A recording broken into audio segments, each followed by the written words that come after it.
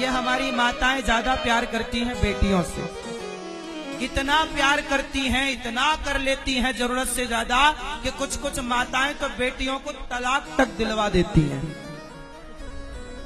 और तलाक दे के चल आजा छोरी घर में ही बैठना, खटिया तोड़ना, कहीं जाए भी की जरूरत ना है, मैं हूं, तेरी मां मर गई क्या?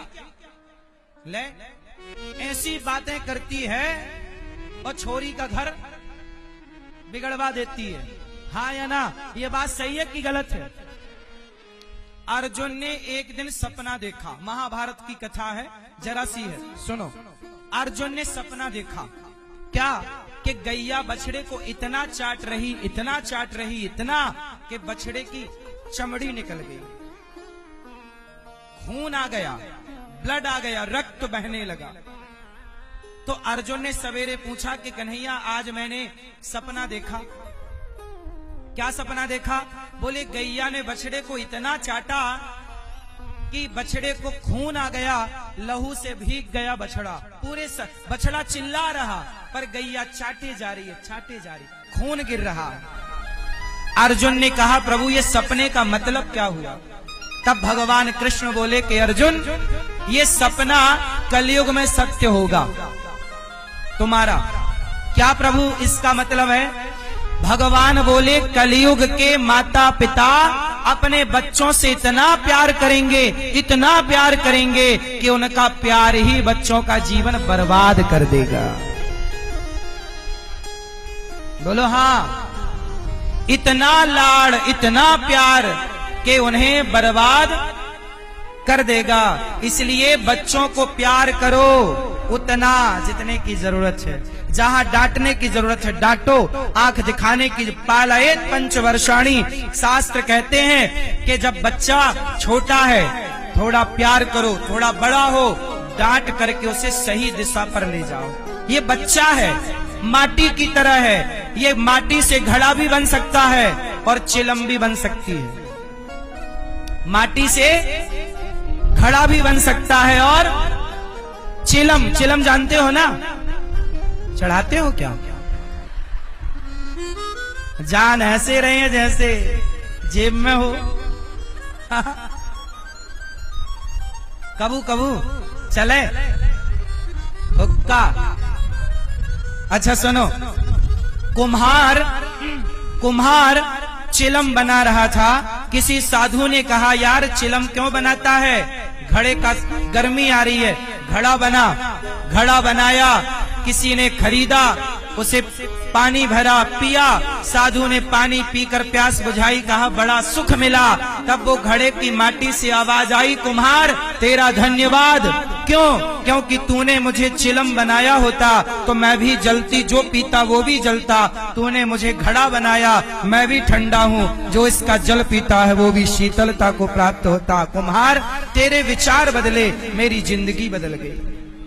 एक बात बताओ, ये बच्चे मिट्टी की तरह होते हैं कि नहीं? बोलो हाँ। और माता पिता कुम्हार होते हैं। माता पिता कौन? कुम्हार। बच्चे कौन?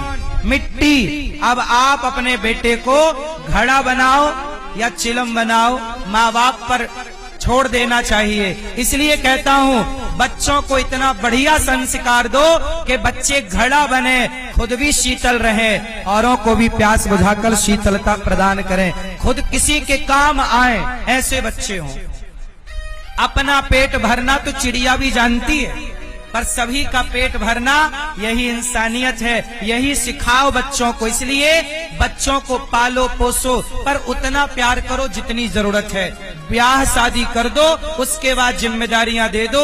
आप मन को हटाओ, प्रभु में मन लगाओ। मैया आप बेटी से दिन भर जो पंचायत करती हो ना, थोड़ा कम करो। छोरी का घर बिगड़ता तुम्हारी पंचायत के कारण। क्या खा लिया बेटी, आज क्या बनाया, दाल में कितना नमक डाला, मिर्ची डाली कि भूल गई, सब बातें चल रही हैं। हाँ या ना? सोचो मेरी माँ कि जैसे तुम अपनी बेटी में लगी रहती हो, कल तुम्हारी बहू आएगी और वो अपनी माँ में लगी रहे, तुम्हें ऐसी बहू पसंद होगी? जो बहू अपने घर का ख्याल ना रखे, दिन भर वो अपने मायके पे बात करे, आप खुद ऐसी बहू नहीं चाहोगी, तो फिर आप अपनी बेटी को ऐसा क्यों आचरण सिखा रही हो कि वो किसी के घर में जाके वो गलत आचरण करे? इसलिए गलती आपसे ना हो, तो माँ बाप को चाहिए कि कर्तव्य पूरे करो और मन को भगवान में लगाओ।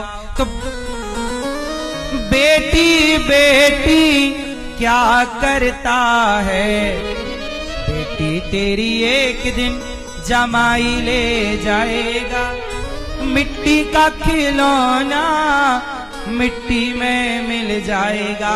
बेटी का ब्याह करो, बेटे का ब्याह करो, और आप पैसा हो तो समाज की सेवा करो।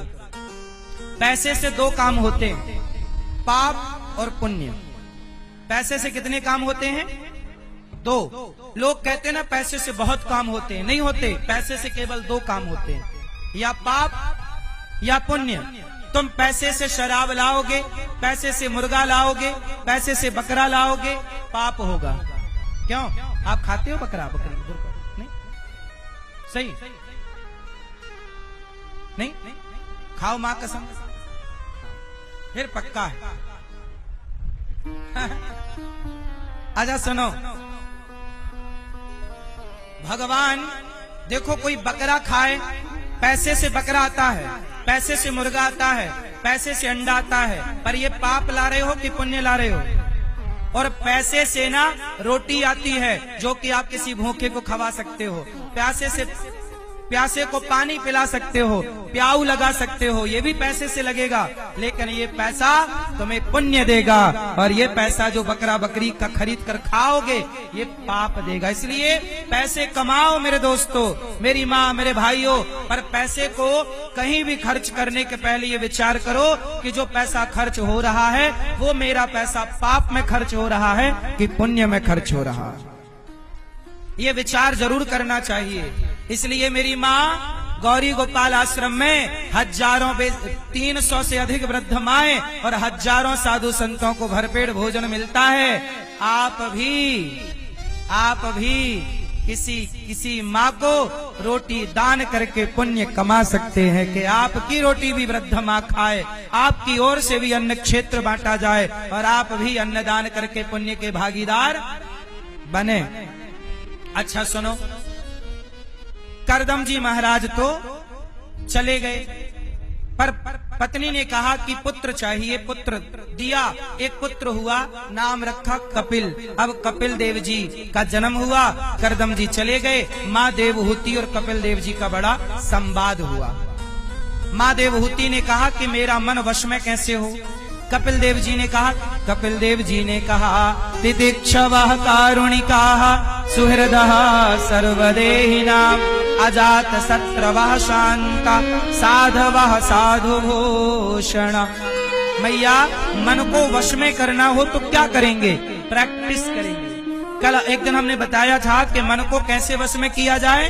अच्छा ये बताओ, आप में से कितने लोगों का मन अशांत है, भटकता है? उत्तर दो। यदि मन अशांत है तो शांत कैसे होगा? आओ हम उपाय बताते हैं। मन को शांत करने के लिए सबसे पहले सत्संग करो। क्या करो?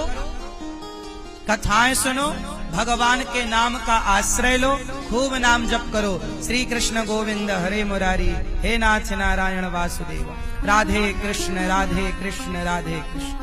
खूब मंत्र का जाप करो और धीरे धीरे मन को हर गलत जगह से निकालकर सही जगह लगाओ।